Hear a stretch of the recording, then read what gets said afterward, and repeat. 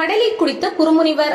தொல்காப்பியத்திற்கு முற்பட்ட அகத்தியம் என்னும் தமிழ் இலக்கண நூலை எழுதியவர் குறுமுனி அகத்தியர். மகாகவி பாரதியார் தம் கவிதை ஒன்றில் இந்த செய்தியை உறுதிப்படுத்துகிறார். ஆதி சிவன் பெற்றுவிட்டான், என்னை அரிய மைந்தன் அகத்தியன் என்றோர் வேதியன் கண்டு மயந்தே நிறைமேவும் இலக்கணம் செய்து கொடுத்தான் என எழுதுகிறார் மகாகவி. 14 சித்தர்களுள் ஒருவராக கருதப்படும் அகத்தியரை குறுமுனி என்றும் இருவிதமாக குறிப்பிடுகிறார்கள். முனிவர்களுக்கெல்லாம் குருவாக விளங்கும் பெருமையுடைய அவர் அவ்வகையில் குருமுனி ஆகிறார். குள்ளமான வடிவத்தின் காரணமாக குறுமுனியும் ஆகிறார். ராமனும் கண்ணனும் இருபெரும் இதிகாசங்களில் வரும் இருபெரும் தெய்வங்கள்.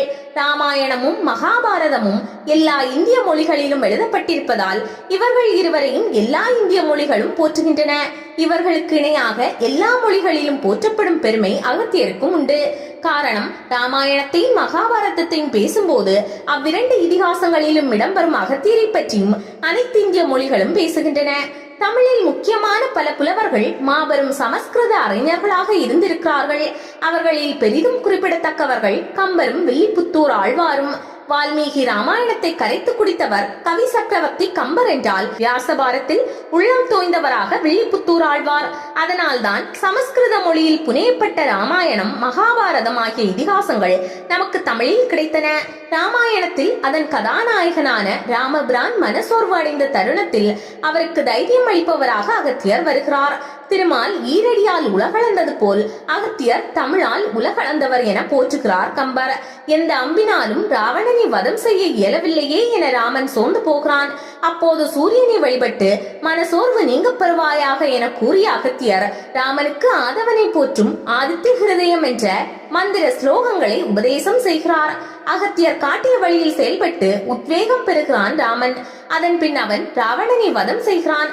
ஆதித்ய ஹிருதயம் புண்ணியம் சர்வ சத்ரு விநாசனம் என்கிறது அந்த மந்திர ஸ்லோகத்தின் பலனை சொல்லும் வரிகள். ஆகவே அகத்தியர் அருளிய ஆதித்ய ஹிருதய ஸ்லோகத்தை பாராயணம் செய்வதன் மூலம் எதிரிகளை வெற்றி கொள்ள தேவையான மன வலிமையை பெற முடியும். மனிதனின் உண்மையான எதிரிகள் அவனுக்கு வெளியே இல்லை, அவன் உள்ளத்திலேதான் இருக்கிறார்கள். அகத்தியர் அருளிய ஆதித்ய ஹிருதயம் நம் உள்ளத்தின் உள்ளே ஒளிந்திருக்கும் காமம், குரோதம் முதலிய பகைவர்களை அழிக்கும் வல்லமை பெற்றது. ராமாயணத்தில் தசரதரின் குலகுருவாக வரும் வசிஷ்டரின் சகோதரரே அகத்தியர் என்றும் ஒரு செய்தி உண்டு. மகாபாரதத்திலும் அகத்தியர் வருகிறார். பஞ்ச பாண்டவர்களின் வனவாச காலத்தின் போது வியாச முனிவர் தர்மபுத்திரரை சந்திக்கிறார். சோர்வடைந்த தர்மபுத்திரருக்கு அகத்தியரின் கதையை கூறி அவனை தேற்றுகிறார் அகத்தியர். வாதாபி, இல்வலன் என இரு அரக்கர்கள் சூழ்ச்சியால் முனிவர்களை கொன்று குவித்ததையும் அகத்தியர் தம் ஆற்றலால் அவ்விரு அரக்கர்களையும் அழித்ததையும் மகாபாரதம் விவரிக்கிறது. வாதாபி தன் மாய ஆற்றலால் ஆடாய் மாற அந்த ஆட்டுக்கரையை முனிவர்களுக்கு படைப்பான் இல்வலன். பின்னர் தன் சகோதரனான வாதாபியை எங்கிருந்தாலும் வர சொல்லி அழைப்பான். முனிவரால் உண்ணப்பட்ட வாதாபி மீண்டும் அரக்க உரு எடுத்து அவர் வயிற்றை கிழித்துக் கொண்டு வெளிப்படுவான். அந்த முனிவர் இறந்து போவார். இவ்விதம் ஏராளமான முனிவர்களை அந்த அரக்க சகோதரர்கள் கொன்று குவித்து வந்தார்கள். அவ்விதமே அகத்தியரையும் கொல்ல அவர்கள் முனைந்த போது நகைத்த அகத்தியர் தான் உண்ட வாதாபி ஜீரணமாக கடவுது என கூறியவாறே தம் வயிற்றை தடவிக்கொண்டார். அடுத்த கணம் வாதாபி மறுபடி உருப்பற இயலாதவாறு ஜீரணமாகி விட்டான். இவ்விதம் வாதாபி அகத்தியரால் அளிக்கப்பட்ட கதையை மகாபாரதம் சொல்கிறது. கம்பர், வில்லிபுத்தூரார் ஆகிய தமிழ் புலவர்கள் சமஸ்கிருதத்தில் தேர்ச்சி பெற்றிருந்தாலும் சமஸ்கிருத நூல்களை படைக்கவில்லை. ஆனால் தமிழுக்கு இலக்கணம் வகுத்தவரும் மருத்துவ நூல்களை தமிழில் இயற்றியவருமான அகத்தியர் சமஸ்கிருதத்திலும் நூல்கள் படைத்திருக்கிறார். ராமாயண மகாபாரத இதிகாசங்களில் மட்டுமல்ல, அவற்றிற்கும் முற்பட்ட வேதங்களிலேயே அகத்தியரை காண்கிறோம். ரிக்வேதத்தில் வரும் சில செய்யுள்கள் அகத்தியரால் எழுதப்பட்டவையே. தமிழில் மருத்துவ நூல்களை எழுதிய அகத்தியர் வடமொழியிலும் அத்தகைய நூல்களை அருளியுள்ளார். அகத்திய சம்ஹிருதை என்ற சமஸ்கிருத நூல் ஒரு மருத்துவ நூலே. வேத காலம், இதிகாச காலம் தொடங்கி பின்னர் தமிழிலும் நூல்கள் புனைந்த அகத்தியர் பன்னெடுங்காலம் வாழ்ந்தவராக இருக்க வேண்டும்.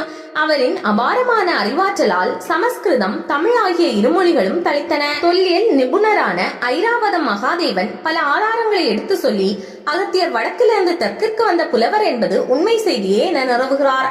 சிவபுராணம், விநாயகர் புராணம் உள்ளிட்ட பல்வேறு புராணங்களில் அகத்தியரை பற்றிய செய்திகள் இடம்பெற்றுள்ளன. சிவனுக்கும் பார்வதி தேவிக்கும் நடைபெற்ற திருமணத்தை காண எல்லா தேவர்களும் இமயமலைக்கு விரைந்தார்கள். இமயமலை இருந்த வடக்கு பகுதி தாழத் தொடங்கியது. உலகை தடுமாறாமல் சமன் செய்து நிலைநிறுத்த வேண்டுமே, சிவபெருமான் அகத்தியரை விந்திய மலையை தாண்டி தெற்கே செல்லுமாறு அறிவுறுத்தினார். அவர் கட்டளைப்படியே அகத்தியர் தமிழகம் வந்தார். அகத்தியர் ஒருவரே அத்தனை தேவர்களுக்கும் சமமானவராகியால் வையம் தடுமாறாமல் நிலை நின்றது என்கிறது சிவபுராணம். விநாயக புராணத்தில் காவிரி தோன்றிய கதை சொல்லப்படுகிறது. அகத்தியரின் மனைவி லோபமுத்ரா நீர் வடிவம் உடையவள். அவளை தம் கமண்டலத்தில் தாங்கி நடந்தார் அகத்தியர். அவர் கமண்டலத்தை கீழே வைத்துவிட்டு ஜபதவங்களில் ஈடுபட்ட போது காக வடிவாய் வந்த விநாயகர் தம் அலகால் கமண்டலத்தை தட்டிவிட்டார். உள்ளிருந்த தண்ணீர் பெருக்கெடுத்து ஆராய் ஓடியது. அந்த நீரே காவிரி ஆயிற்று. தான் சென்ற இடமெல்லாம் சோலைகளை விரித்து சென்றது காவிரி. காய் என்றால் சோலை. எனவே அந்த வகையில்தான் காவிரிக்கு பெயர் ஏற்பட்டது. அகத்தியர் கடல் முழுவதையும் அருந்தியதாக ஒரு கதை உண்டு. தாரகன் என்ற அரக்கன் கடலுக்குள் ஒளிய இந்திரன் அவனை அழிக்க வழி தெரியாமல் திகைத்தான். அகத்தியரை அணுகி உதவி பெறுமாறு அறிவுறுத்தினார் பிரம்மதேவர். அவ்விதமே அகத்தியரிடம் உதவி கேட்டான் இந்திரன். அதற்கென்ன என கடல் முன் வந்து நின்ற அகத்தியர் கையால் அள்ளி கடல் முழுவதையும் குடித்து விட்டார். நீரின்றி வறண்ட கடல் நிலத்திற்குள் பிரவேசித்து தாரகனை வதம் செய்தான் இந்திரன். பின் மீண்டும் அவன் அகத்தியரிடம் வேண்ட அகத்தியர் தான் அருந்திய கடலை உமிழவே கடல் நீர் மறுபடி தோன்றியது என்கிறது அந்த கதை. கம்பராமாயணத்திலும் இந்த கதை இடம்பெற்றுள்ளது. தமிழகம் முழுவதையுமே ராவணனிடமிருந்து அகத்தியர் காத்தார் எனவும் ஒரு கதை சொல்லப்படுகிறது. ராவணன் தமிழகத்தை படையெடுத்து வெல்ல முற்பட்ட போது மூவேந்தர்களும் அவனை வெல்வதப்படி என அறியாது அகத்தியரை அணுகினார்கள். அகத்தியர் ராவணனை இசை போட்டிக்கு அழைத்தார். இசைந்தான் ராவணன். தாம் வெற்றி பெற்றால் தமிழகத்தின் மேல் அவன் படையெடுக்கலாகாது என நிபந்தனை விதித்தார் அகத்தியர். ராவணன் வீணை இசைத்த பின் அகத்தியர் பாடல் பாடலானார். அகத்தியர் பாடல் கல்லையும் கசிந்துருக செய்யும் ஆற்றல் கொண்டதல்லவா? ராவணன் வீணையை எந்த பாறையின் மேல் வைத்திருந்தானோ அந்த பாறை உருகி இழகிவிட்டது.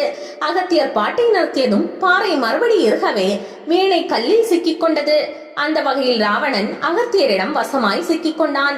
அகத்தியர் மீண்டும் பாடல் இசைத்து கல்லை இழக செய்து ராவணனை வீணையை எடுத்துக் கொள்ளுமாறு பணித்தார். வீணையை எடுத்துக்கொண்ட ராவணன் நிபந்தனைப்படி தமிழகத்தின் மேல் போர் தொடுக்காமல் இலங்கை திரும்பினான். மூவேந்தர்களும் மகிழ்ச்சி அடைந்தார்கள் என்கிறது ஒரு கதை. அகத்தியரிடம் அவை கொண்டு வந்து சேர்த்த வாய்ப்பேசாத சிறுவனான தேரையருக்கு பேசும் ஆற்றலை வரவழைத்தவர் அகத்தியரே என்றும் பின்னர் தேரையர் அகத்தியரின் மாணவரானார் என்றும் அவரே தொல்காப்பியம் எழுதி தொல்காப்பியர் என பெயர் பெற்றார் என்றும் ஒரு பழங்கதை கூறுகிறது. அகத்தியருக்கு 12 சீடர்கள் இருந்ததாகவும் அவர்களில் ஒருவர் சங்ககால பெண்பார் புலவரான காக்கை பாடினியார் என்று ஒரு தகவல் கூறுகிறது. தமிழகத்தில் அகத்தியர் அருவி, அகத்தியர் மலை, அகத்தியர் கோயில் போன்றவை காணப்படுகின்றன. வேதங்களிலும் இதிகாசங்களிலும் புராணங்களிலும் போற்றப்படும் அகத்தியர் வடக்கையும் தெற்கையும் இணைக்கும் கலாச்சார உருவகமாவார். அவர் நம் தமிழுக்கு இலக்கணம் வகுத்தவர் என்பது குறித்து தமிழர்களாகிய நாம் பெருமை கொள்ளலாம்.